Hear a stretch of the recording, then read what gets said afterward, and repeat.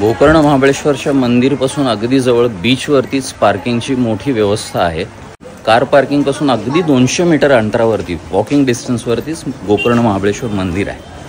आज जाताना 2 गोष्टी कळल्या। सगळ्यात महत्त्वाचं सगळ्यांना सूचना, गोकर्ण महाबळेश्वरला कोणी येणार असेल मंदिरात दर्शनासाठी तर दुपारी 1 ते संध्याकाळी 5 वाजेपर्यंत मंदिर एवढा मोठा कालावधी बंद असतं। आणि नंबर 2, इथं आत प्रवेश करण्यासाठी स्पेसिफिक पोशाख ठरवून दिलेत त्यांनी। पुरुषांनी लुंगी नेसायची आणि लुंगी आहे या पॅन्टवरती नेसली तरी चालणार आहे। पॅन्ट फोल्ड करून घ्यायची आणि लुंगी नेसायची, इतकंच आहे। पण महिलांनी साडी, पंजाबी ड्रेस असा भारतीय पोशाख करायचा आहे। बाहेरच्या दुकानांमध्ये आपल्याला 100 ते 150 रुपयांमध्ये लुंगी मिळते आणि बीचकडून येणाऱ्या रस्त्यावर जे दिसतं ते मंदिराचं मुख्य प्रवेशद्वार। एक गुड न्यूज अशी आहे, आतमध्ये शूट नाही करतायत, पण मग आता तुम्ही काय बघणार,